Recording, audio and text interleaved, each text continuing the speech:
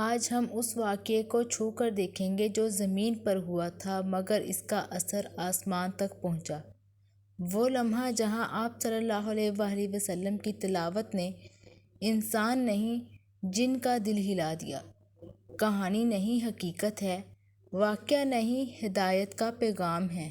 طائف کی رات، درد، وفا اور قرآن کا نور۔ نبی کریم صلی اللہ علیہ وآلہ وسلم طائف سے واپس آ رہے تھے، جہاں لوگوں نے آپ صلی اللہ علیہ وسلم پر پتھر برسائے، جسم مبارک خون سے بھر دیا۔ لیکن آپ صلی اللہ علیہ وآلہ وسلم نے پھر بھی لوگوں کے لیے بد دعا نہیں کی۔ آپ صلی اللہ علیہ وسلم رات کے اندھیرے میں نخلا کی وادی میں رک گئے۔ گردشیں اوپر سے تھیں، زخم جسم پر تھے، لیکن دل اللہ کی یاد میں تھا۔ فجر کے وقت آپ صلی اللہ علیہ وآلہ وسلم نے قرآن کی تلاوت شروع کی۔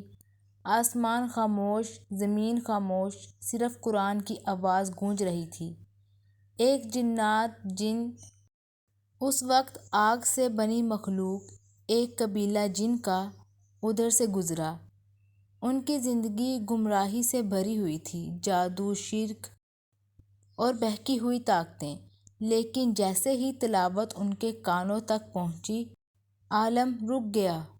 ایک جن بہت آہستہ آواز میں بولا، آواز نہیں نور ہے، کلام نہیں رب کا پیغام ہے۔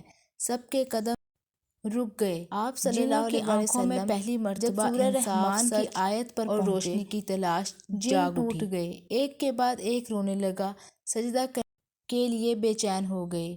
یہ وہی کتاب ہے جو زندگی کے معنی بدل دیتی ہے، یہ سچ کی طرف بلاتی ہے، گمراہی سے نکالتی ہے۔ اس وقت ان جنوں کا نصیب پلٹ گیا، انہوں نے وہی آپ صلی اللہ علیہ وسلم پر ایمان قبول کر لیا۔ سوچئے، وہ مخلوق جو ہدایت سے بہت دور تھی، قرآن کی ایک تلاوت نے انہیں اللہ کا بندہ بنا دیا۔